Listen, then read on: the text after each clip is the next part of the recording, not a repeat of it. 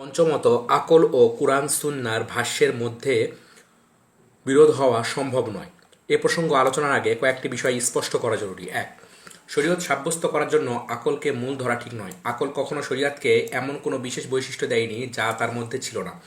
আকল কখনো শরীয়তের জন্য পূর্ণতা প্রদানকারী কোনো বৈশিষ্ট্যও নয়। আর তাই রাসূল সাল্লাল্লাহু আলাইহি ওয়াসাল্লাম যা সংবাদ দিয়েছেন তা সত্য বলে বিশ্বাস করা কোনো শর্তের সাথে বা কোনো বাধা অপরিচিত হওয়ার সাথে সম্পৃক্ত হতে পারে না। বরং রাসূলুল্লাহ সাল্লাল্লাহু আলাইহি ওয়াসাল্লাম যা কিছু সংবাদ জানিয়েছে তার প্রত্যেকটিকে সুদৃঢ়ভাবে সত্য বলে বিশ্বাস করতে হবে, যেমন তার উপর ইমানের ক্ষেত্রে সেটা প্রযোজ্য। সুতরাং যদি কোনো লোক বলে আমি তার উপর ইমান আনবো যদি আমার পিতা বা আমার ওস্তাদ অনুমতি দেন, অথবা বলল যদি আমাকে আমার পিতা নিষেধ না করেন বা আমার ওস্তাদ নিষেধ না করেন, সে ব্যক্তি উম্মতের সর্বসম্মতিক্রমে ইমানদার বিবেচিত হবে না। অনুরূপভাবে কেউ যদি বলে আমি তার উপর ইমান আনবো তবে যদি না তার মিথ্যা আমার কাছে ধরা পড়ে, সে ব্যক্তিও ইমানদার বিবেচিত হবে না। তাহলে দেখা যাচ্ছে তাকে ইমানদার হতে হলে দৃঢ়ভাবে এটা বিশ্বাস করতে হবে যে তার দেওয়া খবর বা সংবাদের বিপরীতে কোনো অকাট্য দলিল, চাই সেটা শ্রুত দলিল হোক কিংবা আকলি দলিল হোক, থাকা সম্ভব না। মানুষ যা কিছু এর বিরোধী বলে ধারণা করেছে তা হয় বাতিল, নতুবা তা প্রকৃতপক্ষে বিরোধী নয়। কাজেই ধরে নেওয়া হয় যে রাসূলের কোনো খবর বা সংবাদ বিরোধী কোনো যুক্তি আছে, তবে তা যুক্তির দিক দিয়ে অসার আর শরীয়তের দিক থেকে কুফরি। এজন্যই দ্বীন ইসলামে বাধ্যতামূলকভাবে তা জানা কথা যে প্রত্যেকের উপর ফরজ যে রাসূলের উপর এমনভাবে ঈমান আনা যা হবে নিঃশর্ত, যা হবে সুদৃঢ়, যা হবে ব্যাপক, যাতে সে বিশ্বাস করতে বাধ্য থাকবে রাসূলের যাবতীয় সংবাদে, আনুগত্য করতে বাধ্য থাকবে তার যাবতীয় ওয়াজিব কর্ম ও নির্দেশের, এবং বাধ্য থাকবে এই বিশ্বাস করতে যে এর বিপরীতে যা কিছু দেখা দিবে তা বাতিল। অনুরূপ আরও জানা কথা যে যে কেউ বলবে যা আমার আকলের মাধ্যমে সত্য বলে প্রমাণিত হবে তাই বিশ্বাস করা আবশ্যক, আর যা রাসূল নিয়ে এসেছেন তা আমার মতের কারণে, আমার যুক্তির কারণে সেটাকে প্রত্যাখ্যান করা কর্তব্য। আর রাসূল যা যা সংবাদ দিয়েছেন সেটার উপর আমার যুক্তিকে প্রাধান্য দেওয়া কর্তব্য, যদিও আমি বিশ্বাস করছি যে রাসূল যা সংবাদ দিয়েছেন তা সত্য। এরকম যে কেউ বলবে সে সব বিরোধিতায় লিপ্ত, তার যুক্তি বিনষ্ট, শরীয়তের সাথে সে ইলহাদকারী। আর যে কেউ বলবে রাসূল যা সংবাদ দিয়েছেন তার উপর আমি বিশ্বাস করব না যতক্ষণ না তার সত্যতা আমার যুক্তিতে পরীক্ষা না করব, তাহলে তার কুফরির বিষয়টি প্রকাশিত। সে ব্যক্তি তাদের অন্তর্ভুক্ত যাদের ব্যাপারে আল্লাহ বলেছেন, আর যখন তাদের কাছে কোনো নিদর্শন আছে তখন তারা বলে আল্লাহর রাসূলগণকে যা দেওয়া হয়েছিল আমাদেরকেও তার অনুরূপ না দেওয়া পর্যন্ত আমরা কখনো ঈমান আনবো না। আল্লাহ তার রিসালাত কোথায় অর্পণ করবেন তা তিনিই ভালো জানেন। যারা অপরাধ করেছে তাদের চক্রান্তের কারণে আল্লাহর কাছে লাঞ্ছনা ও কঠোর শাস্তি অচিরে তাদের উপর আপতিত হবে। 2, যুক্তি ও আকল তো শুধু কোরআন ও সুন্নাহ থেকে মাসালা বের করার যন্ত্র। এই যন্ত্র সুনির্দিষ্ট কোরআন ও সুন্নাহ, যৌক্তিক ও ভাষাগত ইত্যাদি বেশ নিয়ম ও মূলনীতি অনুযায়ী কাজ করবে, যাতে করে মাসালা বের করার বিষয়টি যথাযথ হয়, ভুল ত্রুটি মুক্ত হয়। আকল সবশেষে কেবল একটি যন্ত্র মাত্র যা কখনো ভুল করে আবার কখনো শুদ্ধভাবে কাজ করে। 3, কোরআন ও সুন্নাহ যা প্রমাণ করে স্পষ্ট যুক্তি বা আকল তার অনেক কিছুকেই সরাসরি প্রমাণ করে, যেমন মহান আল্লাহর অস্তিত্ব প্রমাণের প্রশ্নে যুক্তি বা আকল আল্লাহর অস্তিত্ব সাব্যস্ত করে, আরও সাব্যস্ত করে যে তিনি ব্যতীত সবকিছুই অনিত্য ও সৃষ্ট, আরও সাব্যস্ত করে যে আল্লাহ সুবহানাহু ওয়া তাআলা চিরঞ্জীব, সর্বক্ষম, সর্বশ্রোতা, সর্বদ্রষ্টা, সর্ববিজ্ঞ, কথা বলার গুণে গুণান্বিত, সৃষ্টি থেকে আলাদা, সৃষ্টির উপরে অবস্থান ইত্যাদি পূর্ণতাজ্ঞাপক বিভিন্ন গুণাবলী। আর তাই আকলি বা যুক্তির দলিলের অন্যতম যে দলিলটি আল্লাহর অনেক গুণাবলীর জন্য প্রয়োজন তা হচ্ছে কিয়াসে আওলা বা অগ্রাধিকার ভিত্তিক কিয়াস। যেমন এটা বলা কোনো সৃষ্টিকে যেসব ত্রুটিপূর্ণ বৈশিষ্ট্য থেকে পবিত্র, স্রষ্টা তা থেকে পবিত্র হওয়ার আরও অধিক উপযোগী। আর কোনো সৃষ্টির জন্য নিঃশর্ত পূর্ণতার যে গুণ সাব্যস্ত করা যায়, স্রষ্টা সেসব নিঃশর্ত পূর্ণতার গুণ পাওয়ার বেশি উপযোগী, কারণ মহান আল্লাহ সুবহানাহু ওয়া তাআলা হচ্ছেন ওয়াজিবুল ওয়াজুদ বা অবশ্যম্ভাবী অস্তিত্ব। তাই তার অস্তিত্ব সর্বদিক থেকে মুমকিনুল ওয়াজুদ বা সম্ভাব্য অস্তিত্ব থেকে বেশি পূর্ণ হবেন, এটাই স্বাভাবিক। আর তিনি হচ্ছেন সকল সম্ভাব্য সৃষ্টিকুলের স্রষ্টা। সুতরাং সৃষ্টিকুলের যাতে পূর্ণতা রয়েছে তা তো কেবল তার পক্ষ থেকে এসেছে, যিনি পূর্ণতা সৃষ্টি করেছেন, অভিনব করেছেন, সকলকে প্রদান করেছেন। তিনি যে সকল পূর্ণ গুণাবলীর বেশি উপযোগী হবেন এটা স্বাভাবিকভাবে বুঝতে চায়। যেমন বলা হয়ে থাকে কার্যকারণের মাধ্যমে প্রাপ্তির মধ্যে যত পূর্ণতা তা কার্যকারণ থেকেই প্রাপ্ত। আর যেহেতু হক পেতে হলে হয় শ্রুতি তথা কোরআন ও হাদিসের অনুসরণ করতে হবে, না হয় আকল বা যুক্তির, আর এ দুটি পরস্পর পরিপূরক। তাই যে কেউ হকের জন্য আকলি দলিলের দ্বারস্থ হবে সেটা তাকে অবশ্যই শ্রুতির তথা কোরআন ও হাদিসের প্রদত্ত দলিলের দিকে নিয়ে যাবেই, আর তা হচ্ছে রাসূলের সত্যতা সাব্যস্ত হওয়া। আর যে কেউ শ্রুতি বা কোরআন ও হাদিসের দলিলের মাধ্যমে হক গ্রহণ করবে সেটা তার জন্য আকলি দলিলের পথ বর্ণনা করবে, যেমনটা কোরআন বর্ণনা করেছে। তাই সে ব্যক্তি হচ্ছে হতভাগা দুর্ভোগে নিপতিত যে এ দুটির কোনোটিতেই চলতে সমর্থ হয়নি। শরী বিধানের মূলনীতি হচ্ছে এর উৎস কোরআন ও সুন্নাই থাকবে। তাই যখন কোরআন, সুন্নাহ ও আকল শরীয় মাসালায় পরস্পর সহযোগী হয় তখন এক শর্তেই কেবল তা হয়, সেটা হচ্ছে কোরআন সুন্নাহ হবে অগ্রণী ও অনুসৃত, আর আকল হবে অনুজ ও অনুগামী। সুতরাং দৃষ্টিভঙ্গি ও চিন্তা জগতে যুক্তি ততটুকুই বিচরণ করতে পারে যতটুকু কোরআন সুন্নাহ বিচরণ করে। যদি যুক্তির অনুমতি থাকতো কোরআন ও সুন্নাহর দলিল গ্রহণ নীতি অতিক্রম করার, তাহলে কোরআন ও সুন্নাহ যে সীমারেখা দিয়েছে সেটার কোনো উপকারিতা থাকতো না। কেননা যদি ধরে নেওয়া হয় যে কোরআন ও সুন্নাহ কোনো বিষয়ের সীমা দিয়ে দিয়েছে, এখন যদি সে সীমা অতিক্রম করা আকল এর জন্য বৈধ হয়ে যায়, তাহলে কোরআন ও সুন্নাহর বেঁধে দেওয়া সীমার কোনো উপকারিতা থাকলো না, আর এটা শরীয়তের দৃষ্টিতে বাতিল ও অসার কাজ। সুতরাং যা বাতিল এর দিকে নিয়ে যায় তাও বাতিল হতে বাধ্য। বরং যদি এমনটি সংঘটিত হলে তো শরিয়াতকে আকল বা যুক্তি দিয়ে বাতিল করাও জায়েজ হয়ে যায়, আর এটা অসম্ভব ও বাতিল। এর বিস্তারিত বর্ণনা এভাবে করা যায় যে শরিয়াতের অর্থই হচ্ছে তা মুকাল্লাফদের, আদেশ নিষেধ প্রযোজ্য লোকদের জন্য তাদের কর্মকাণ্ড, কথাবার্তা, আকীদা বিশ্বাসের একটা সীমারেখা দিয়ে দেওয়া। শরিয়াত বলতে মোটের উপর তাই বোঝায়। অতঃপর যখন আকল দিয়ে কোনো একটা সীমাকে লঙ্ঘন করা বৈধ করা হবে, তখন অন্য সীমা অতিক্রম করাও তার জন্য বৈধ হয়ে যায়। কেননা যা কোনো একটির জন্য সাব্যস্ত করা যায় তার অনুরূপের জন্য তা সাব্যস্ত করা যায়। আর কোনো একটি সীমা লঙ্ঘন করার অর্থ হচ্ছে সেটাকে বাতিল বা অকার্যকর করে দেওয়া। অর্থাৎ যেন এটা বোঝানো হলো যে এই সীমা বিশুদ্ধ নয়। আর যখন একটি সীমা বাতিল বলা বৈধ হবে তখন অপরাপর সকল সীমায় বাতিল হওয়া বৈধ হয়ে যায়, আর তা কেউ বলতে পারে না, কারণ এটি অসম্ভব হওয়া সকলের কাছে সুস্পষ্ট। এবং আহমদ কর্তৃক লিখিত পুস্তিকা আস-সুন্নাহ, যা আব্দুস ইবনে মালিক আল আত্তার বর্ণনা করেছেন, তা থেকে ইমাম আহমদ এর বক্তব্য, সুন্নায় কোনো কিয়াস চলবে না, তার জন্য কোনো উদাহরণ পেশ করা যাবে না, আর তা আকল দ্বারাও প্রাপ্ত নয়। এর ব্যাখ্যা করে ইবনে তাইমিয়া রহিমাহুল্লাহ বলেন, এটি তার বক্তব্য। অনুরূপভাবে তার সকল মুসলিম ইমামগণেরও বক্তব্য। তারা সবাই একমত যে রাসূলুল্লাহ সাল্লাল্লাহু আলাইহি ওয়াসাল্লাম যা নিয়ে এসেছেন তা সকল মানুষ তাদের আকল বা যুক্তির মাধ্যমে প্রাপ্ত হবে না। যদি তারা তাদের আকলের মাধ্যমে এসব প্রাপ্ত হতো, তবে তারা রাসূল থেকে অমুখাপেক্ষী হয়ে যেত। কখনো কখনো কোরআন ও সুন্নাহ এমন সব নির্দেশনা প্রদান করে থাকেন যে বিষয়ে যুক্তি বা আকল এর কোনো কথা বলার থাকে না, সাব্যস্ত করা কিংবা অস্বীকার করা কোনো দিক দিয়েই না। আকল তখন সেখানে থমকে দাঁড়ায়, নতুবা হয়রান হয়ে যায়। তাই যেখানে আকল শুধু থমকে যাচ্ছে বা হয়রান হয়ে যাচ্ছে, সেখানে সে অবস্থার কারণে কোরআন ও সুন্নাহর বিধানকে প্রতিহত করা কোনোভাবে বৈধ হতে পারে না, যা সবার কাছে সুস্পষ্ট। কারণ কোরআন সুন্নাহ সাব্যস্ত করেছে, আকল সেখানে থমকে আছে। হয়রান হয়ে হোক বা অন্যভাবে, সর্বাবস্থায় আকল কোরআন ও সুন্নাহর বিরোধ হচ্ছে না, মাঝে বিরোধ হচ্ছে না। ইবনে তাইমিয়া রাহিমাহুল্লাহ বলেন, যা বাতিল হওয়া বা অসম্ভব হওয়া যুক্তি দ্বারা জানা যায়। ইবনে তাইমিয়া রাহিমাহুল্লাহ বলেন, যা বাতিল হওয়া বা অসম্ভব হওয়া যুক্তি দ্বারা জানা যায়, আর যা যুক্তি ধারণ করতে ও চিনতে সমর্থ হয় না। এ দুয়ের মাঝে পার্থক্য করা অবশ্যই জরুরি। কারণ প্রথম ক্ষেত্রে যুক্তি তা অসম্ভব জ্ঞান করে, আর দ্বিতীয় ক্ষেত্রে যুক্তি কিংকর্তব্য বিমূঢ় হয়ে যায়। রাসূলগণ কেবল দ্বিতীয় শ্রেণীর সংবাদই দিয়ে থাকেন, প্রথমটি নয়। তিনি আরও বলেন, নবী আলাইহিমুসসালাম কখনো কখনো এমন সব সংবাদ প্রদান করেন যার পরিচয় পেতে বা ধারণ করতে আকল অপারগ হয়, কিংকর্তব্য বিমূঢ় হয়। তারা এমন কোনো সংবাদ দেন না আকল যা বাতিল বলে জানতে ও বুঝতে পারে। সুতরাং নবী রাসূলগণ আকল সমূহ ধারণ করতে অপারগ সংবাদ প্রদান করেন, কিন্তু তারা আকল সমূহ অসম্ভব বলে সিদ্ধান্ত প্রদান করে এমন কিছু সংবাদ কখনো প্রদান করেন না। এই ভূমিকার পর আমরা এখন আসবো মূল প্রশ্নের উত্তরে। তা হচ্ছে, আসলে কি কোরআন সুন্নাহ ও আকলের মাঝে বিরোধ হয়? যে দুটি ভিত্তির উপর কোরআন সুন্নাহ ও যুক্তি বা আকলের বিরোধের দাবি প্রতিষ্ঠিত। শুরুতে বলতে হয়, মূলত কোরআন সুন্নাহর সাথে আকলের বিরোধ হওয়ার বিষয়টি যারা দাবি করে তারা মূলত দুটি বিষয়কে ভিত্তি করে তা বলে। এক, কোরআন ও সুন্নাহর ভাষ্যের মাধ্যমে অর্থ বিধান সাব্যস্ত হওয়ার বিষয়টি গৌণ করা, অথচ তার বিপরীতে আকলের মাধ্যমে সাব্যস্ত করাকে শক্তিশালী মনে করা।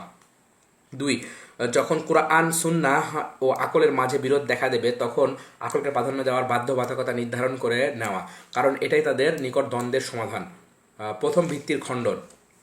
উপরোক্ত প্রথম ভিত্তি তথা কোরআন ও সুন্নাহর ভাষ্যের মাধ্যমে প্রমাণ সাব্যস্ত হওয়ার চেয়ে আকলের মাধ্যমে প্রমাণ সাব্যস্ত করাকে শক্তিশালী মনে করার বিষয়টি দুটি অনুমানের উপর প্রতিষ্ঠিত।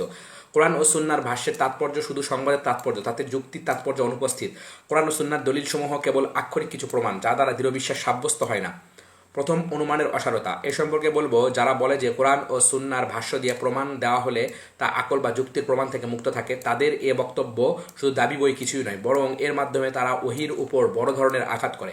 এটা কেবল এমন ব্যক্তির কথা হতে পারে যে ওহি ভালোভাবে অধ্যয়ন করেনি, কারণ কোরআন ও সুন্নাহ আকলি দলিলে পরিপূর্ণ। বরং কোরআন ও সুন্নায় আসা আকলি দলিলসমূহ অত্যন্ত স্পষ্ট, বুঝার জন্য সহজ, প্রমাণ করা শক্তি সম্পন্ন, যুক্তির চরম সমন্বয় সম্পন্ন, আর তা গ্রহণকারীর আকল ও বোধের অতি নিকটে। এর দ্বারা বোঝা গেল যে যারা আকলি দলিলকে শরী দলিলের বিপরীত প্রকার বানিয়েছে তারা মারাত্মক ভুলের মধ্যে নিমজ্জিত, কারণ আকলি দলিল তো প্রকৃতপক্ষে শরী দলিল সমূহের একটি। তাই শরী দলিলকে আমরা এভাবে ভাগ করতে পারি: সামাই তথা শ্রুতি বা সংবাদের দলিল, যাতে আকলের কোনো অংশ রাখা হয়নি, আল্লাহ তার রাসূল বলেছেন বলেই তা মেনে নিতে হবে। আচ্ছা, 236 টিকাটে আমরা দেখব প্রথম ভিত্তির খণ্ডন। প্রথম ভিত্তি খণ্ডন করে এটা প্রমাণ করা হয়েছে যে কোরআন সুন্নাহর প্রমাণ সংক্ষেপে যৌক্তিক ও দৃঢ় বিশ্বাস প্রদানকারী।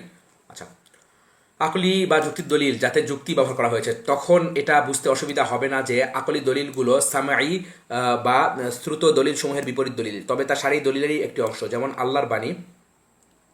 আর তারা বলবে, যদি আমরা শুনতাম অথবা বিপদ বুদ্ধি প্রয়োগ করতাম তাহলে আমরা জ্বলন্ত আগুনের অধিবাসী হতাম না।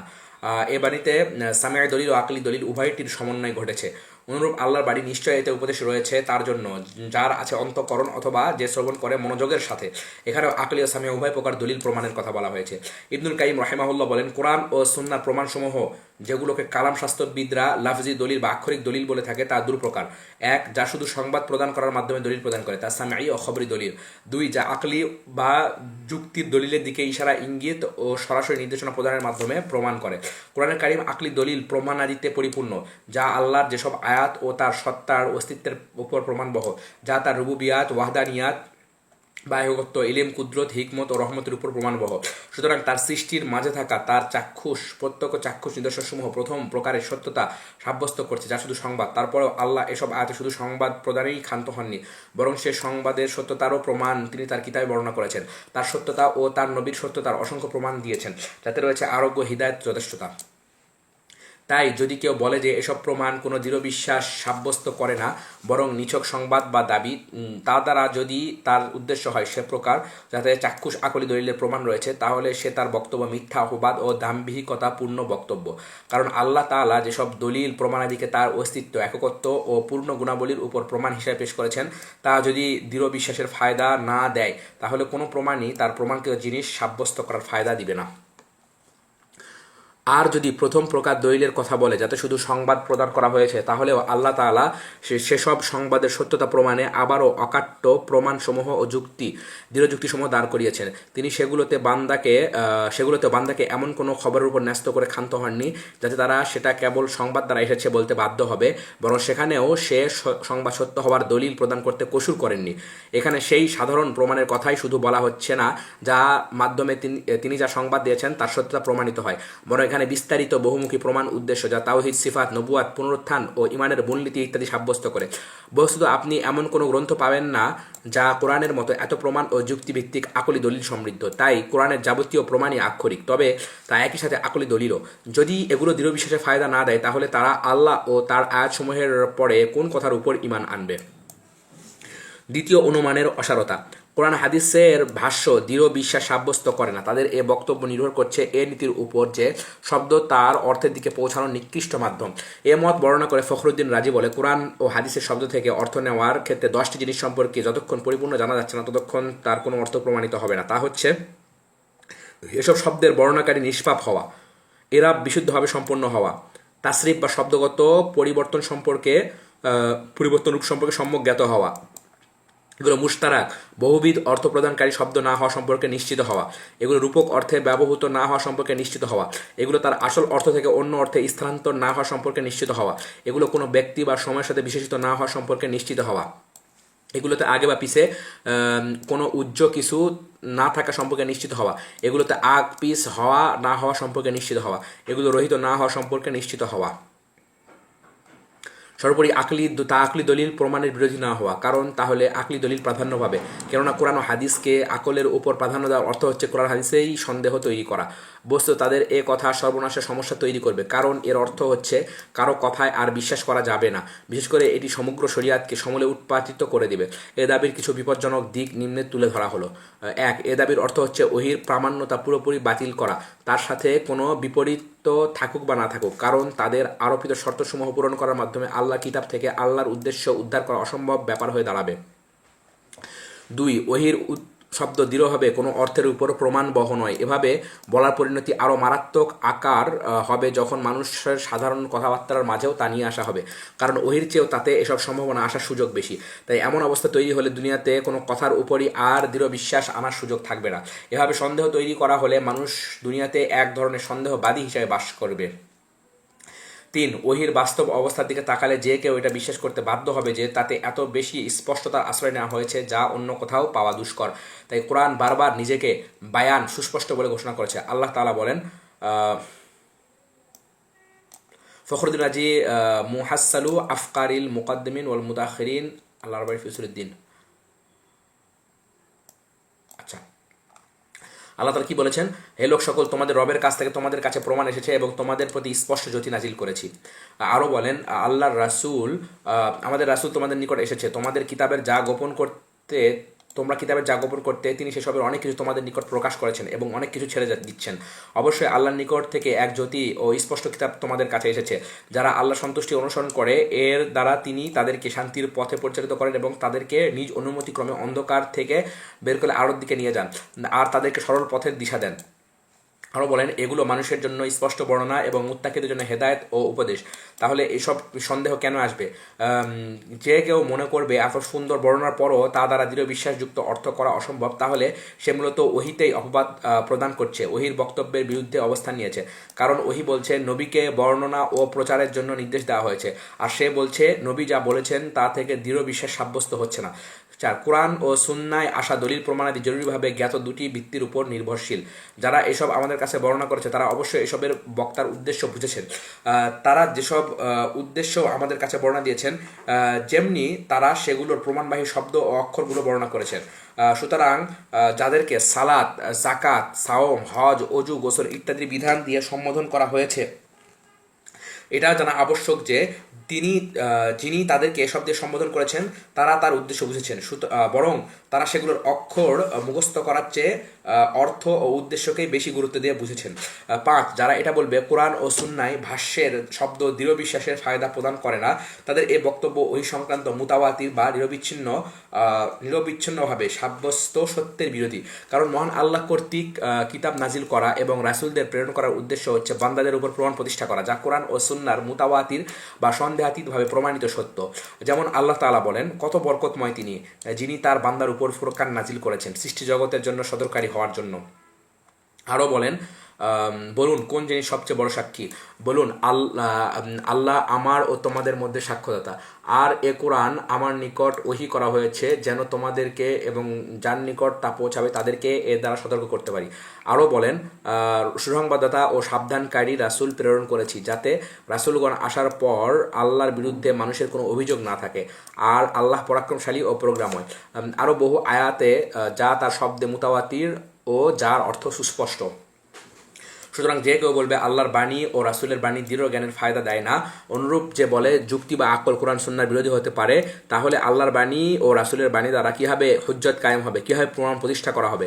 এ কথা কি প্রমাণ প্রতিষ্ঠার সম্পূর্ণ বিপরীত হয়ে গেল না? বিষয়টি বিবেকবান সকলের কাছে স্পষ্ট, আলহামদুলিল্লাহ। উপরোক্ত আলোচনার মাধ্যমে এটা উদ্দেশ্য নয় যে ওহিতে কোনো অস্পষ্ট ভাষ্যই নেই, তা অবশ্যই আছে, আর তা মহান রবের পক্ষ থেকে উদ্দেশ্যমূলকভাবেই আছে। এখানে এটার উপর তাকিদ দেওয়াই উদ্দেশ্য যে ওহী তথা কোরআন ও হাদিসের ভাষ্য অধিকাংশই মুহকাম বা সুদৃঢ় অর্থ ও বিধান সাব্যস্তকারী, আর তাই কিতাবের মূল বরং তার সংখ্যায় অধিক এবং কোনো অবস্থাতেই ওহির শব্দাবলী দ্বারা প্রমাণিত অর্থ গ্রহণের ব্যাপারটিকে গৌণ করে দেখা যাবে না। কারণ যখন ওহী ও আকল বা যুক্তির মাঝে বিরোধ দেখানো হয় তখনই সারি ভাষ্যসমূহকে অর্থহীন করে দেওয়া হয়। দ্বিতীয় ভিত্তির খণ্ডন। যারা আকল বা যুক্তিকে কোরআন সুন্নাহর ভাষ্যের উপর প্রাধান্য দেয় তাদের দাবির দ্বিতীয় ভিত্তি ছিল এই যে যখন কোরআন সুন্নাহ ও যুক্তি বা আকলের মাঝে বিরোধ দেখা দেবে তখন যুক্তিকে প্রাধান্য দেওয়ার বাধ্যবাধকতা নির্ধারণ করে নেওয়া, কারণ এটাই এ ধরনের বিরোধ বা দ্বন্দ্ব নিরসনের একমাত্র উপায় বলে মনে করা। এটি তাদের বিখ্যাত কানুনে কুল্লি বা সার্বিক নীতি, যার পূর্ণাঙ্গ রূপ ফখরুদ্দিন রাজির হাতে সম্পন্ন হয়েছে। সে এটা তার একাধিক গ্রন্থে স্পষ্ট করে বর্ণনা করেছে। এই নীতিতে তিনটি বিষয়কে সামিল করে, যার সামষ্টিক ফল হচ্ছে যখন বিরোধ হবে তখন যুক্তি বা আকলকে কোরআন সুন্নাহর উপর প্রাধান্য দিতে হবে। সে তিনটি বিষয় হচ্ছে কোরআন সুন্নাহ ও যুক্তি আকলের মধ্যে বিরোধ হওয়া সম্ভব এমন দাবি, কোরআন সুন্নাহ যুক্তি আকলের মধ্যে বিরোধ হলে তার সমাধানের জন্য যেসব সম্ভাবনা দেখা যায় তার 4টি সম্ভাবনায় সীমাবদ্ধ করা। দুটোই গ্রহণ করা যাবে আর তা সম্ভব, কারণ তা হবে দুই বিপরীতকে একত্র করা। দুটোই বাদ দেওয়া যাবে আর এটাও সম্ভব, কারণ তা হবে দুই বিপরীতমুখী জিনিসের দুটিকেই তুলে নেওয়া। কোরআন সুন্নাহর ভাষ্যকে যুক্তির উপর প্রাধান্য দেওয়া, আর তাও বৈধ হবে না, কারণ যুক্তি হচ্ছে কোরআন সুন্নাহর মূল। যুক্তির মাধ্যমে কোরআন সুন্নাহর সত্যতা সাব্যস্ত হয়েছে। তাই যদি কোরআন সুন্নাহকে যুক্তি বা আকলের উপর প্রাধান্য দেওয়া হয়, তাহলে কোরআন সুন্নাহর সত্যতা প্রমাণের ক্ষেত্রেও যুক্তিকে অবিশ্বাস করতে হয়। এভাবে বললে তো কোরআন সুন্নাহ ও আকল উভয়টি একসাথে বাতিল হতে হয়। তাহলে একমাত্র সম্ভাব্য সমাধান হচ্ছে যুক্তি বা আকলকে কোরআন সুন্নাহর উপর প্রাধান্য প্রদান করা। এ দাবি করা যে যখন বিরোধ বা দ্বন্দ্ব হবে তখন যুক্তি বা আকলকে কোরআন সুন্নাহর উপর প্রাধান্য দেওয়া আবশ্যক। বস্তুত এ উপসংহারটি কোরআন হাদিস ও যুক্তির মধ্যে বিরোধের সমাধান শুধুমাত্র উপরোক্ত 4টি সম্ভাবনাতেই সীমাবদ্ধ করার দাবির ফল। এই 3টি বিষয় হচ্ছে এ নীতিটির মেরুদণ্ড, যা শাইখুল ইসলাম ইবনে তাইমিয়া রহিমাহুল্লাহ 44 ভাবে খণ্ডন করেছেন, যা দিয়ে এ সর্বনাশা নীতির মূল ভিত্তিকে ধূলিসাৎ করে দেন। অতঃপর তিনি এ নীতির সাথে সম্পৃক্ত শাখা নীতিগুলো ও আকীদা বিশ্বাসের ক্ষেত্রে এ নীতির কুপ্রভাবকে বিস্তারিত আকারে খণ্ডন করেন, যা 10 খণ্ডের একটি বৃহৎ কিতাবে রূপ নেয়। এই কিতাবটি আকল বা যুক্তি ও কোরআন ও সুন্নাহর মধ্যকার সম্পর্ক কিরূপ তার সঠিক সারি দৃষ্টিভঙ্গি পেতে ইচ্ছুক প্রতিটি ব্যক্তির অবশ্য পাঠ্য। শাইখুল ইসলাম ইবনে তাইমিয়া এ সর্বনাশা নীতির খণ্ডনে যা বলেছেন তার সারাংশ এখানে ব্যক্ত করা হলো। কোরআন সুন্নাহ ও যুক্তি বা আকলের মধ্যে বিরোধ অনুমিত হওয়া অসম্ভব। এ শিরোনামটি শাইখুল ইসলামের কালজয়ী গ্রন্থ দারউ তাআরুদিল আকলি ওয়ান নাকল এই নামটি থেকে আমরা বুঝতে পারি। শাইখুল ইসলামের এ গ্রন্থের আরেকটি নাম রয়েছে যা তার ছাত্র ইবনুল কাইয়িম আল জাওজিয়া বর্ণনা করেছেন, তা হচ্ছে বায়ানু মুওয়াফাকাতু আল আকল আস-সরিহ লিন নাকলিস সহিহ, যা থেকে বোঝা যায় যুক্তি ও কোরআন সুন্নাহর মাঝে মিলই শুধু হতে পারে, বিরোধ নয়। তাই এটি সত্য যে কোরআন সুন্নাহর বিশুদ্ধ ভাষ্য কখনো স্পষ্ট আকলের বিরোধী হয় না, বরং তা পরস্পর মিলে যায়।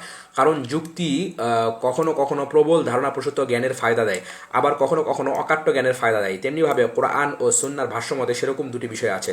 তাহলে সেখানে বিরোধ হওয়ার অর্থ কী? তাহলে কি তাতে দুটি অকাট্য দলিলে বিরোধ হবে, অর্থাৎ কোরআন সুন্নাহর অকাট্য দলিল ও আকলি বা যৌক্তিক অকাট্য দলিলে বিরোধ দেখা দেবে? এটা তো কখনো হওয়া সম্ভব নয়। ইবনে তাইমিয়া রাহিমাহুল্লাহ বলেন, যা সুস্পষ্ট যুক্তি বা আকলের মাধ্যমে জানা যাবে তা কখনো শরীয়ত বিরোধী হওয়ার ধারণা করা যায় না, বরং কোরআন সুন্নাহর বিশুদ্ধ ভাষ্য কখনো সুস্পষ্ট আকলের বিরোধী হয় না।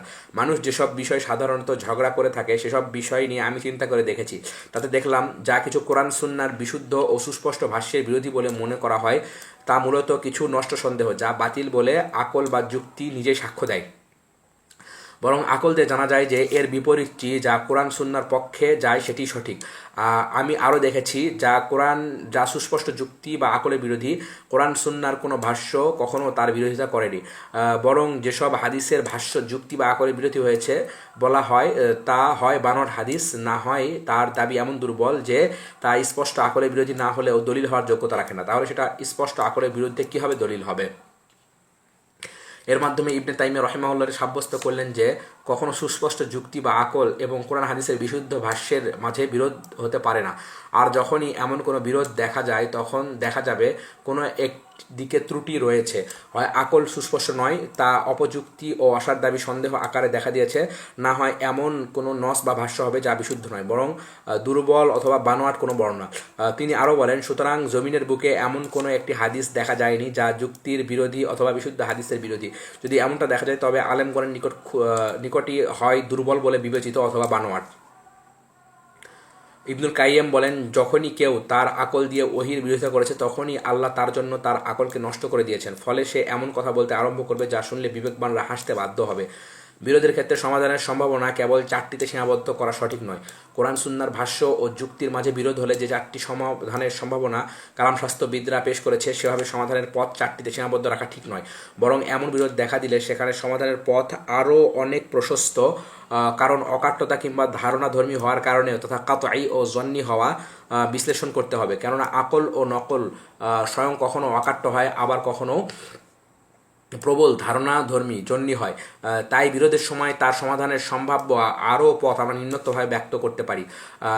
অকাট্য আকল ও অকাট্য কোরআন হাদিসের ভাষ্য উভয়টি গ্রহণ করা, অকাট্য আকল ও অকাট্য কোরআন হাদিসের ভাষ্য উভয়টি প্রত্যাখ্যান করা, প্রবল ধারণা সম্পন্ন আকলি দলিল ও প্রবল ধারণা সম্পর্ক কোরআন ও হাদিসের ভাষ্যের মধ্যে বিরোধ হলে উভয়টিকে গ্রহণ করা, প্রবল ধারণা সম্পন্ন আকলি দলিল ও প্রবল ধারণা সম্পন্ন কোরআন ও হাদিসের ভাষ্যের মধ্যে বিরোধ হলে উভয়টিকে প্রত্যাখ্যান করা, অকাট্য আকলি দলিল গ্রহণ করা ও প্রবল ধারণা সম্পন্ন কোরআন ও হাদিসের ভাষ্যের মধ্যে বিরোধ হলে উভয়টিকে গ্রহণ করা, অকাট্য আকলি দলিল গ্রহণ করা ও প্রবল ধারণা সম্পন্ন কোরআন ও হাদিসের ভাষ্যের মধ্যে বিরোধ হলে উভয়টিকে প্রত্যাখ্যান করা, প্রবল ধারণা সম্পন্ন আকলি দলিল ও অকাট্য কোরআন ও হাদিসের ভাষ্যের মধ্যে বিরোধ হলে উভয়টিকে গ্রহণ করা, প্রবল ধারণা সম্পন্ন আকলি দলিল ও অকাট্য কোরআন ও হাদিসের ভাষ্যের মধ্যে বিরোধ হলে উভয়টিকে প্রত্যাখ্যান করা। অকাট্য দলিল আকলি দলিলকে অকাট্য কোরআন হাদিসের ভাষ্যের উপর প্রাধান্য প্রদান করা, অকাট্য আকলি দলিলকে প্রবল ধারণা সম্পন্ন কোরআন হাদিসের উপর ভাষ্যের উপর প্রাধান্য প্রদান করা। আচ্ছা, অকাট্য আকলি দলিলকে প্রবল ধারণা, হ্যাঁ, অকাট্য কোরআন হাদিসের ভাষ্যের উপর, আচ্ছা অকাট্য কোরআন হাদিসের ভাষ্যের উপর, আর এটা হচ্ছে প্রবল ধারণা সম্পন্ন কোরআন হাদিসের ভাষ্যের উপর প্রাধান্য প্রদান করা। অকাট্য কোরআন হাদিসের ভাষাকে অকাট্য আকলি দলিলের উপর প্রাধান্য প্রদান করা, অকাট্য কোরআন হাদিসের ভাষ্যকে প্রবল ধারণা সম্পন্ন আকলি দলিলের উপর প্রাধান্য প্রদান করা, প্রবল ধারণা সম্পন্ন আকলি দলিলকে অকাট্য কোরআন হাদিসের ভাষ্যের উপর প্রাধান্য প্রদান করা, প্রবল ধারণা সম্পন্ন আকলি দলিলকে প্রবল ধারণা সম্পন্ন কোরআন হাদিসের ভাষ্যের উপর প্রাধান্য প্রদান করা, প্রবল ধারণা সম্পন্ন কোরআন ও হাদিসের দলিলকে অকাট্য আকলি দলিলের উপর প্রাধান্য প্রদান করা, প্রবল ধারণা সম্পন্ন কোরআন ও হাদিসের ভাষ্যকে প্রবল ধারণা সম্পন্ন আকলি দলিলের উপর প্রাধান্য প্রদান করা। এসব সম্ভাবনা উল্লেখ করা দ্বারা আমার উদ্দেশ্য এগুলোর মধ্যে পরস্পর বিরোধ হলে কোনটি গ্রহণযোগ্য হবে সেটা বর্ণনা করা নয়, বরং উদ্দেশ্য হচ্ছে এটা প্রমাণ করা যে কোরআন হাদিসের ভাষ্য ও যুক্তি বা আকলের মধ্যে বিরোধ হলে তার সম্ভাব্য সমাধানের বিষয়টি আমাদের বর্ণিত চারটি বিষয় সীমাবদ্ধ নয়। আর এর মাধ্যম এটাও প্রমাণ করা যায় যে এই চারটি থেকে একটি নিতে বাধ্য নই, কারণ সেখানে আরও অনেক সম্ভাবনা রয়েছে যার উক্ত সর্বনাশা আকলকে কোরআন সুন্নাহর ভাষ্যের উপর প্রাধান্য দেওয়ার নীতি আবশ্যক করে দিয়েছে। তা অনাবশ্যকতাকেই সাব্যস্ত করা। যুক্তিকে কোরআন ও সুন্নাহর ভাষ্যের উপর প্রাধান্য দিতে বাধ্য হওয়ার দাবি বাতিল করুন। যারা আকলকে কোরআন ও সুন্নাহর ভাষ্যের উপর প্রাধান্য দিতে বাধ্য হওয়ার দাবি অবলম্বন করেছে তারা একটি বিষয়ের উপর ভর করে এ কথাটি বলেছে, তা হচ্ছে আকল হচ্ছে শরীয়তের মূল। তাই যদি আমরা আকলকে শরীয়ত দ্বারা প্রত্যাখ্যান করি তাহলে তো আমরা যে সাক্ষ্যের উপর নির্ভর করে কোরআন ও হাদিসের ভাষ্যের সত্যায়ন করলাম তাকে মিথ্যা সাব্যস্ত করলাম। আর যদি আমরা সাক্ষ্যকে মিথ্যা সাব্যস্ত করি তাহলে তো সাক্ষ্য দ্বারা যা সাব্যস্ত হয়েছিল তাতেও দোষারোপ করলাম, আর তা হচ্ছে কোরআন ও হাদিসের ভাষ্য। এভাবে তো সমস্যা প্রবল আকার ধারণ করলো। তাই সবচেয়ে নিরাপদ হচ্ছে আকলকে কোরআন ও হাদিসের ভাষ্যের উপর প্রাধান্য দেওয়া, যাতে করে আকলের সাক্ষ্য নিরাপদ থাকে আর যাতে করে আকলি ও কোরআন হাদিসের ভাষ্য উভয়টিকে প্রত্যাখ্যান করতে বাধ্য না হয়। এ হচ্ছে আকলকে প্রাধান্য দানকারীদের যুক্তি। আমাদের যদি এটার উত্তর দিতে হয় তাহলে এখানে কোথায় কোথায় সমস্যা আছে তা নির্ণয় করতে হবে। মোটের উপর এখানে দুটি মাসালা আলোচনা করা যায়। আকল শরীয়তের মূল, এ কথার অর্থ কী? যাকে শরীয়ত সাব্যস্ত করার মূল বলা হচ্ছে সে আকলের বাস্তব অবস্থা জানা। আকল শরীয়তের মূল এর অর্থ কী? যারা বলবে আকল শরীয়তের মূল তাদের বলা হবে আকল শরীয়তের মূল তোমাদের এই কথার অর্থ কী? এটা দ্বারা কি উদ্দেশ্য? এটা যে আকল দিয়ে কোরআন ও হাদিসের ভাষ্য স্বয়ং অস্তিত্ববান ও সাব্যস্ত হয়, নাকি আকল দিয়ে আমাদের কাছে কোরআন ও হাদিসের ভাষ্যের সত্যতা জানা সম্ভব হয়েছে? যদি প্রথমটি উদ্দেশ্য হয়, অর্থাৎ যদি এটা উদ্দেশ্য নেওয়া হয় যে স্বয়ং আকল দিয়ে কোরআন ও হাদিসের ভাষ্য অস্তিত্ব লাভ করেছে, তাহলে তা যে বাতিল ও অসার বক্তব্য এতে কোনো সন্দেহ থাকার অবকাশ নেই। কারণ হক জিনিস হক হওয়া আর বাতিল জিনিস বাতিল হওয়া তা আকলে ধারণ করার সাথে সম্পৃক্ত নয়, কেননা আকল সেটাতে খাটানোর আগেই হক বা বাতিল উক্ত বস্তুতে পূর্ব থেকে নিহিত রয়েছে। তাই এটা বলা যাবে না যে কোরআন হাদিস স্বয়ং তারা হক ছিল না যতক্ষণ না আকল দিয়ে প্রকাশ না পেয়েছে তা হক। বরং কোরআন হাদিস হক হওয়ার বিষয়টি আকল তাতে দৃষ্টি দেওয়া ও জানার পূর্ব থেকে সাব্যস্ত ছিল। ইবনে তাইমিয়া রাহিমাহুল্লাহ এই বিষয়টি বর্ণনা করতে গিয়ে বলেন, কোরআন হাদিস ও অন্য কিছু দিয়ে যা স্বয়ং সাব্যস্ত তা অবশ্যই সাব্যস্ত হয়ে আছে। আমরা সেটা আকল বা অন্য কিছু দিয়ে সেটা সাব্যস্ত হওয়ার বিষয়টি জানতে পারি, অথবা আকল বা অন্য কিছু দিয়ে সেটা সাব্যস্ত হওয়ার বিষয়টি জানতে না পারি। কারণ কোনো কিছু সম্পর্কে জ্ঞান না থাকার অর্থ সেটা বাস্তবে না থাকার জ্ঞান নয়। কোনো কিছুর বাস্তবতা আমাদের না জানার অর্থ এটা নয় বাস্তবে সেটা অস্তিত্ব নেই। সুতরাং সত্যবাদী ও সত্যায়নকৃত রাসূল মুহাম্মদ সাল্লাল্লাহু আলাইহি ওয়াসাল্লাম যা আমাদের জানিয়েছেন তা বাস্তবেই সাব্যস্ত। সেটা সত্যতা আমরা জানি বা না জানি। যাকে আল্লাহ তাআলা মানুষদের জন্য রাসূল হিসেবে পাঠিয়েছেন তিনি অবশ্যই তার রাসূল। মানুষ তাকে রাসূল হিসেবে জানুক বা না জানুক, অনুরূপ তিনি যা কিছু সংবাদ দিয়েছেন তা হক, সত্য ও যথাযথ, যদিও মানুষ সেটাকে বিশ্বাস না করে। তিনি আল্লাহর পক্ষ থেকে যা যা নির্দেশ দিয়েছেন তা অবশ্যই আল্লাহ তাআলা নির্দেশ দিয়েছেন, যদিও মানুষ তার আনুগত্য না করে। সুতরাং রাসূলের রিসালাত স্বয়ং সাব্যস্ত হওয়া, রাসূলের সত্যতা স্বয়ং সাব্যস্ত হওয়া, তিনি যা কিছু সংবাদ দিয়েছেন তা স্বয়ং সাব্যস্ত হওয়া আমাদের অস্তিত্বের উপর নির্ভরশীল নয়। আমাদের আকল বা দলিল যেসব দলিল আমাদের আকল দিয়ে আমরা জানতে পারি সেটার উপর নির্ভরশীল হওয়া তো দূরের কথা। আর এটা তেমনি যেমন মহান আল্লাহর অস্তিত্ব, তার নাম ও গুণসমূহ স্বয়ং সাব্যস্ত, আমরা সেটা জানি বা না জানি। এর দ্বারা প্রকাশিত হলো যে শরিয়াত স্বয়ং সাব্যস্ত করার জন্য আকলকে আসল বা মূল বলা যাবে না। অনুরূপ আকল কখনো শরিয়াতকে এমন গুণেও গুণান্বিত করতে পারে না যা স্বয়ং শরিয়াতের পূর্ব থেকেই নেই। অনুরূপ আকল কখনো শরিয়াতের এমন পূর্ণ বৈশিষ্ট্য প্রদান করতে পারে না যা পূর্ব থেকেই স্বয়ং শরিয়াতের নেই। কারণ জ্ঞান হচ্ছে সেটাই যা জ্ঞাত বস্তুকে সর্বতোভাবে জানাবে। জ্ঞাত বস্তু কারো জ্ঞানের মুখাপেক্ষী নয়, বরং জ্ঞান হচ্ছে জ্ঞাত বস্তুর অনুসারী। জ্ঞাত বস্তুতে সে প্রভাব ফেলতে পারে না। যাকে শরীয়ত প্রমাণের মাধ্যম বলা হচ্ছে সে যুক্তি বা আকলের হাকিকত জানা।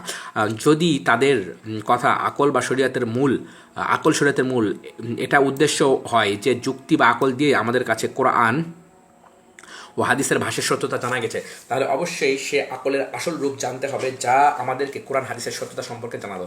সে আকলের প্রকৃত রূপ কি? মানুষের মধ্যস্থিত এমন এক প্রকৃতিগত শক্তির নাম যার অস্তিত্ব মানুষকে অন্য সব প্রাণী থেকে আলাদা বৈশিষ্ট্য প্রদান করেছে, নাকি তা মানুষের মধ্যস্থিত উপরোক্ত প্রকৃতিগত শক্তির দ্বারা অর্জিত যুক্তির জ্ঞান? যদি প্রথমটি অর্থাৎ মানুষের মধ্যস্থিত প্রকৃতিগত শক্তিটি উদ্দেশ্য হয়, তাহলে তার সাথে কোরআন হাদিস বা শরীয়তের বিরোধ হওয়ার প্রশ্নই আসে না।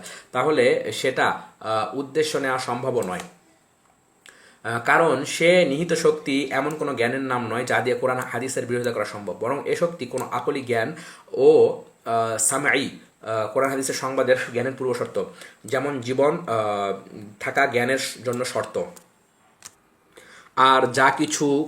আর যা কোনো কিছুর জন্য শর্ত তা কখনো সেই জিনিসের বিরোধী হতে পারে না। সুতরাং জীবন ও তাতে নিহিত শক্তি প্রতিটি জ্ঞান এর অস্তিত্বের জন্য শর্ত, যাই সেটি আকলি জ্ঞান হোক বা সামাই কোরআন হাদিসের সংবাদের জ্ঞান, তাই সেটি কোনো জ্ঞানের বিরোধী হতে পারে না। তাছাড়া তা দলিল দ্বারা সাব্যস্ত বিশ্বাসের জন্যও শর্ত।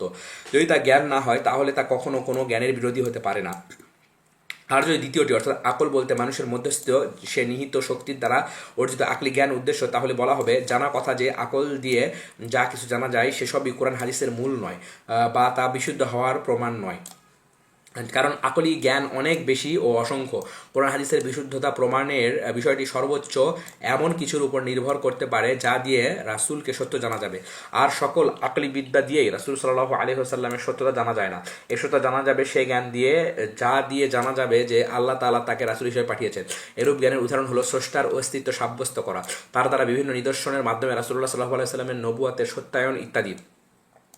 যদি এটাই হয় আসল কথা, তাহলে সকল প্রকার আকলি দলিল কোরআন ও হাদিসের মূল হতে পারে না।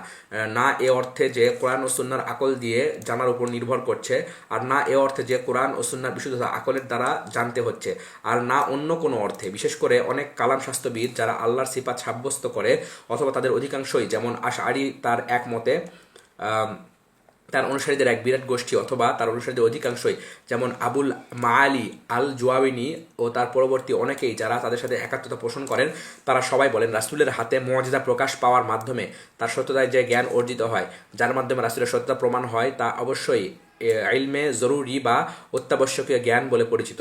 সুতরাং সেক্ষেত্রে রাসূলের সত্যতা প্রমাণের জন্য যতটুকু আকলি জ্ঞানের উপর নির্ভর করা লাগে তা অত্যন্ত সহজ ও সামান্য হলেই চলে। অথচ এটাও জানা কথা যে রাসূলের সত্যতা প্রমাণের আরও অনেক পদ্ধতি রয়েছে, মুজিজা ছাড়াও সেগুলোকে অন্যত্র বিস্তারিত আলোচনা করা হয়েছে। তাহলে দেখা যাচ্ছে কোরআন হাদিসের ভাষ্যের বিপরীত এমন কোনো আকলি জ্ঞান পাওয়া যায় যার উপর কোরআন হাদিসের সত্যতা সাব্যস্ত করা নির্ভর করে না। সেখানে আকলি জ্ঞানের বিরোধিতা হলে তাতে কোরআন হাদিসের দলিল সাব্যস্ত হওয়ার ব্যাপারে কোনো সমস্যা নেই।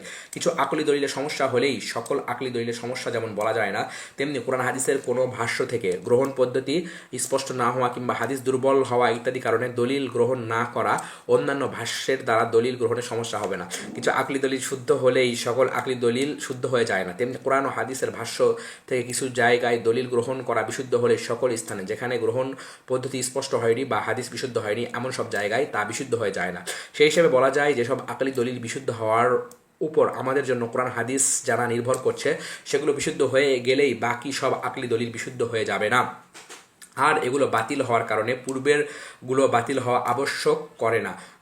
কোরআন সুন্নাহ বিরোধী আকলি দলিল বিশুদ্ধ হওয়া তো দূরের কথা, তাহলে কী হয় বলা যেতে পারে কোরআন সুন্নাহর সাথে মানানসই আকলি দলিল বিশুদ্ধ হওয়া দ্বারা কোরআন সুন্নাহর সাথে বেমানান আকলি দলিলগুলো শুদ্ধ হবে।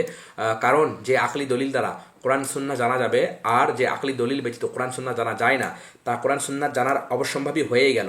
তখন উক্ত আকলি দলিল ব্যতীত কোরআন সুন্নাহ সম্পর্কে জ্ঞান পাওয়া যায় না, সেটা তার জন্য অবধারিত হয়ে আছে। আবার সেটা আকলি দলিল জানা থাকা কোরআন সুন্নার জ্ঞান থাকা আরও বাধ্য করে।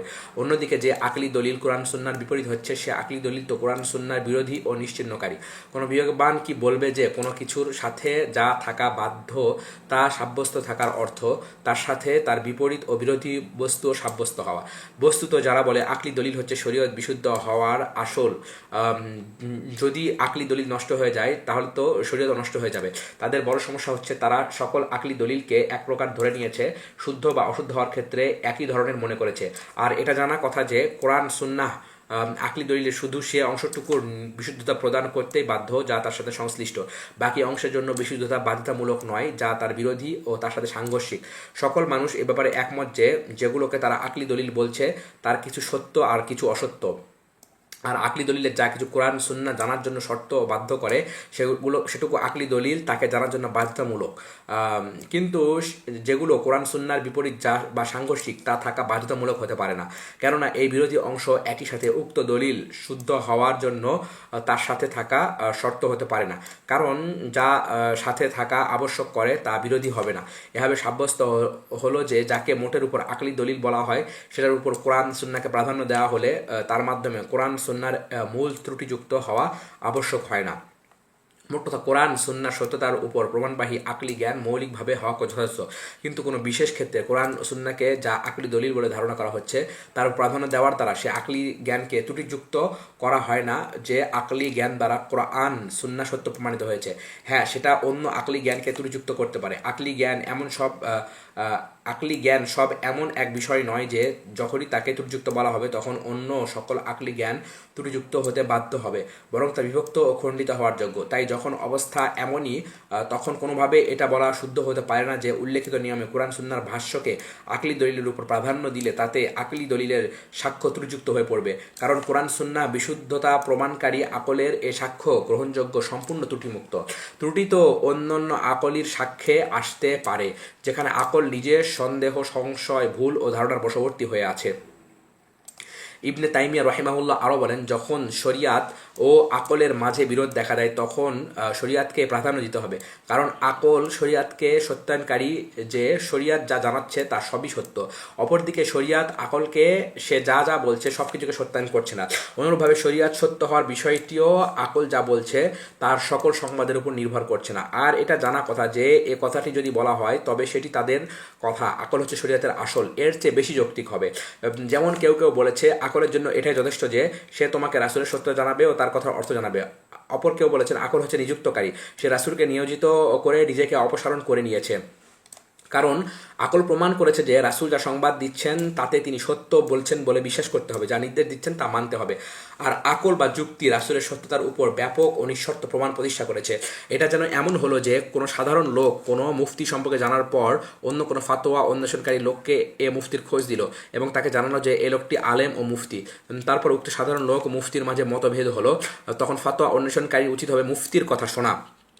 এখন যদি যে সাধারণ লোকটি বলে, দেখো আমি তো তোমাকে এ ব্যক্তির মুফতি হওয়ার জ্ঞান দানের ক্ষেত্রে মূল উৎস, এখন মতভেদের সময় যদি তুমি আমার কথার উপর তার কথার প্রাধান্য দাও তাহলে তো তুমি সে মূলেই কুঠারাঘাত করলে, সে মূলই তো শেষ করে দিলে যে উৎসের মাধ্যমে তুমি জানতে পারলে যে সে মুফতি।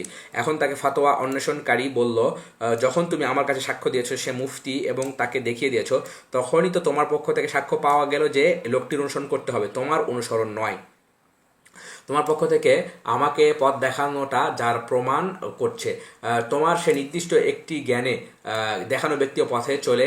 আমি এখানে আসার অর্থ তোমার সে নির্দিষ্ট একটি জ্ঞানে দেখানো ব্যক্তি ও পথে চলে। আমি এখানে আসার অর্থ এই নয় যে আমি সকল মাসআলাতেই তোমার সব জ্ঞানের সাথে একাত্মতা পোষণ করব।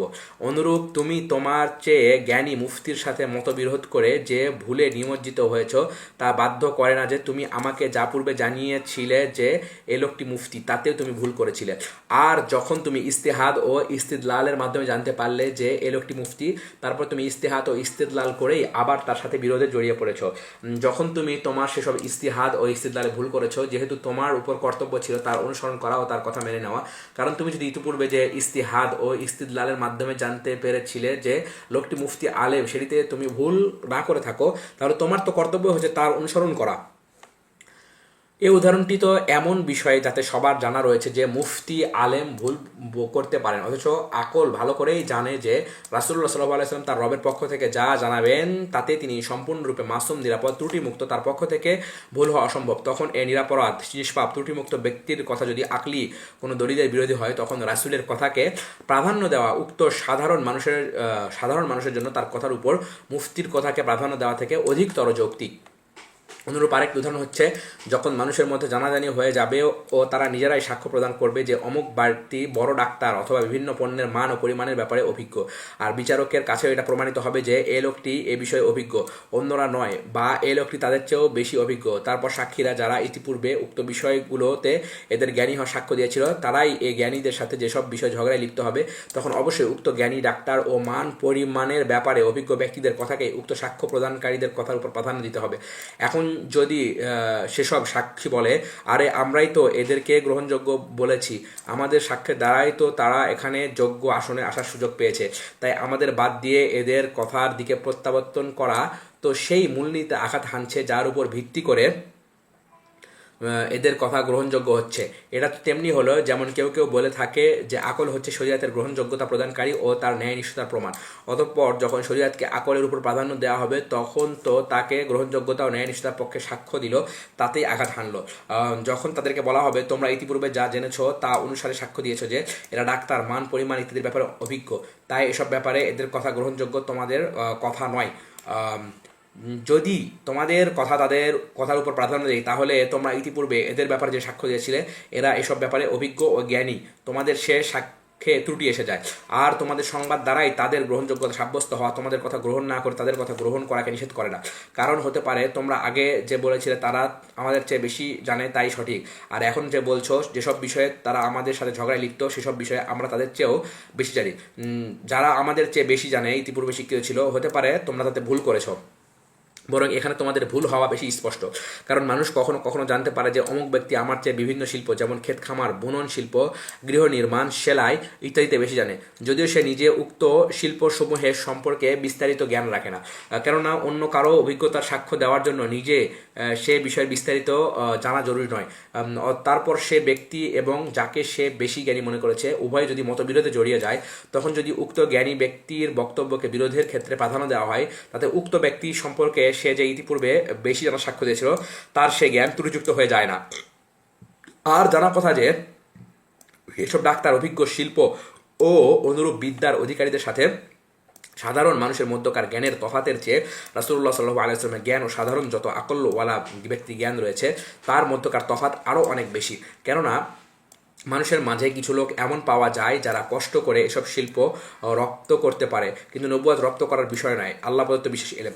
তাই যখন মানুষ আকল দিয়ে জানতে পারবে এ লোকটি রাসূল, আর এটা জানা যায় যে তিনি এমন একটি বিষয় সংবাদ দিয়েছেন তাতে তার আকল বিরোধিতা করেছে, তখন অবশ্যই তার আকলের উচিত এটা নিজের উপর বাধ্য করে নেওয়া যে এ মতবিরোধপূর্ণ স্থানে আমার চেয়ে জ্ঞানীর কথাকেই মেনে নিই, তার কথার উপর নিজের মত প্রদান না করি, কারণ সে জানে তার আকল উক্ত ইলমের উৎসের অধিকারীর ইলমের তুলনায় অতি নগণ্য, ক্ষুদ্র, আর তিনি আল্লাহ সম্পর্কে, তার নাম ও গুণ সম্পর্কে, আখিরাত সম্পর্কে বেশি জানেন। এ ব্যাপারে তাদের মধ্যকার ইলমের তফাত একজন ডাক্তার ও সাধারণ মানুষের তফাতের চেয়ে অনেক বড়। তার আকল যদি একজন ইহুদি ডাক্তারের অনুসরণ করে তার দেওয়া সংবাদের উপর ভিত্তি করে খাবার, পানীয়, ব্যান্ডেজ, ঔষধাদি, পথ্যাদি, ব্যবহার বিধি ইত্যাদি যত কষ্টই হোক এ বিশ্বাসে নির্দ্বিধায় প্রতিপালন করতে পারে যে এ ব্যক্তি আমার চেয়ে বেশি জানে, আমি যদি তাকে সত্য বলে বিশ্বাস করি তাহলে আমার আরোগ্য অতি নিকটে।